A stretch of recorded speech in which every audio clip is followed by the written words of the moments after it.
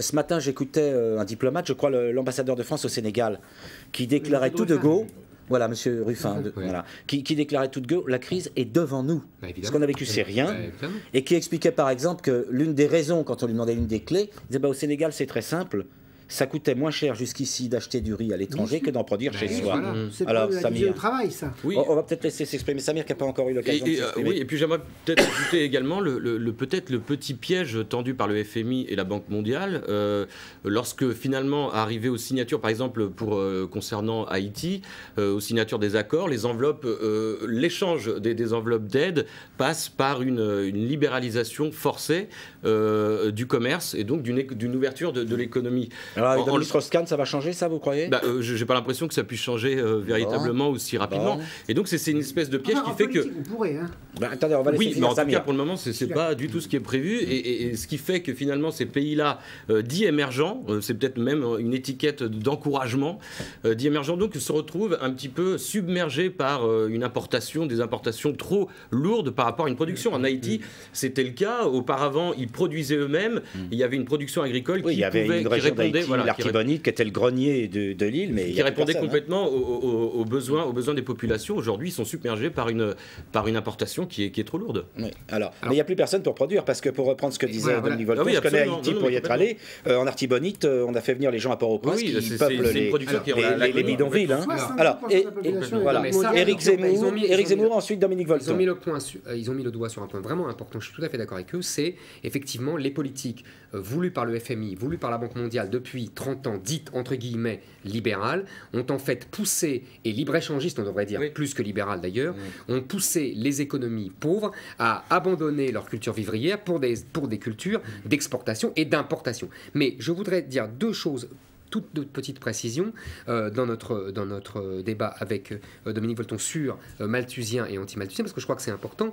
Pendant toute l'histoire de l'humanité jusqu'au XVIIIe siècle, nous avons eu un problème de subsistance. C'est-à-dire que le gros problème des hommes, c'était qu'il n'y avait pas de progrès des cultures, qu'on cultivait toujours la même chose, et donc il fallait limiter les naissances. Et que donc, moi je pense qu'on va revenir à ce temps-là, premièrement. Deuxièmement... mais quelque part, on y est déjà revenu en Chine. Mais absolument, nous sommes d'accord. Nous sommes tout à fait d'accord. Deuxièmement, pour la solidarité, moi je crois, au contraire de Dominique, qu'il n'y aura pas plus de solidarité. Au contraire. C'est-à-dire que le retour de la faim dans le monde va provoquer justement un protectionnisme aggravé. On voit déjà des pays qui refusent d'exporter leur riz ou leur blé, et donc je pense au contraire, et moi ça me confirme dans mes intuitions... Si on manque d'avoine dans l'écurie, les chevaux se battent, quoi. Moi ça me confirme dans mes intuitions sur la mondialisation. Je pense que historiquement, il y a eu une première mondialisation avant la guerre 14 qui s'est finie par la guerre 14. Je pense que c'est à chaque fois la même chose avec la mondialisation. On commence par croire que ça va accroître la solidarité, et en fait ça aggrave les égoïsmes. Et oui, parce que chacun... les égoïsmes, parce que chacun essaie de... Mais ça touche, là, on est au vital. Là, Dominique a raison, on touche au vital. On touche au vital. Alors, Wallace Cotteret, ensuite Dominique Volton. Oui, je voulais revenir sur la solidarité et puis observer le fait qu'il n'y a pas vraiment de réaction par rapport à l'ampleur de la crise et la faim dans le monde. Il n'y a pas vraiment de réaction.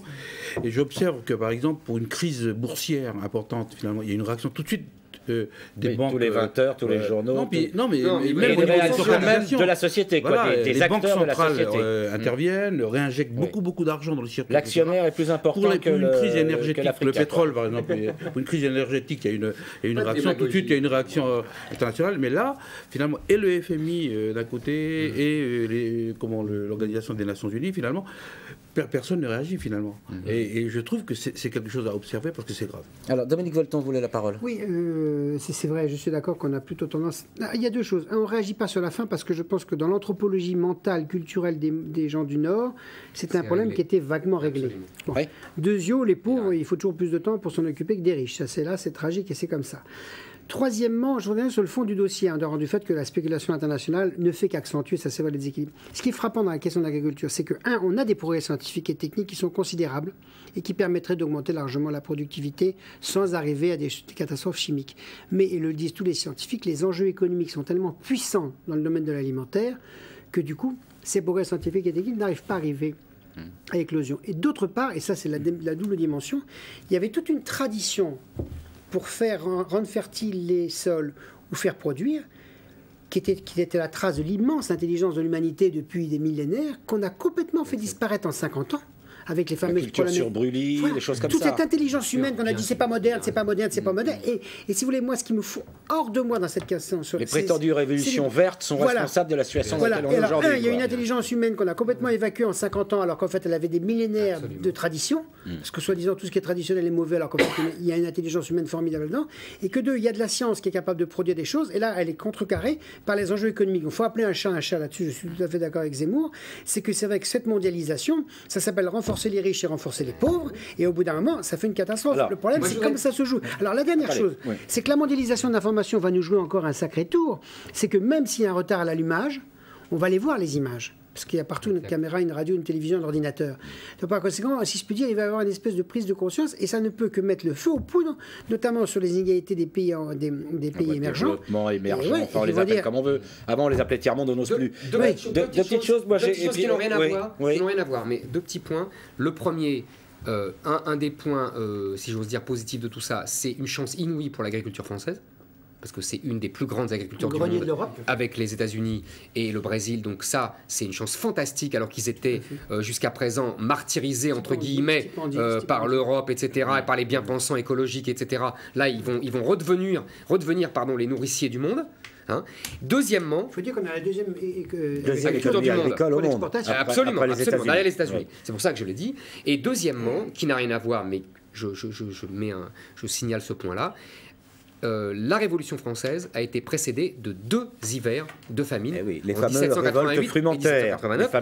Donc vous avez compris ce que je veux dire. C'est que on va vers la révolution d'Éric Zemmour. Non, mais des révolutions dans beaucoup de pays. Moi, je pense qu'en Égypte, etc., les islamistes vont se régaler, et pas seulement les islamistes. Bon, alors, attendez, on va laisser la parole à Samy. On a oublié peut-être aussi les biocarburants qui commencent à concurrencer fortement aussi les produits. Oui, complètement. Alors, moi, j'aimerais poser 2 questions. Une première très rapide à Dominique Volton, justement, puisqu'il veut la parole.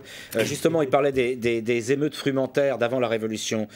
Quelles répercussions politiques ça peut avoir sur les gouvernants? Parce qu'il y a l'égoïsme des uns et des autres, mais il y a un moment, l'équilibre de la planète risque d'être en cause si des gouvernements tombent face à des révoltes frumentaires. Et là, l'Occident ne peut pas rester les bras croisés. Alors, 3 choses. La première, c'est même si on est cynique. Oui, non, mais je vais répondre à votre question. Mais avant, vous voulez dire... Je voulais dire à Zemmour qu'il n'y a pas de déterminisme historique, et c'est pas la peine de voir les fondamentalistes musulmans dans l'espèce de discours qui maintient en permanence. J'ai dit pas seulement. Il y a des crises politiques à l'occasion. Il peut y avoir des crises politiques à l'occasion des libertés, il peut y avoir des crises politiques à partir de l'alimentaire. Je suis d'accord, on verra. Mais c'est vrai, c'est que si ça déstabilise sur le plan alimentaire, ça risque de provoquer du politique.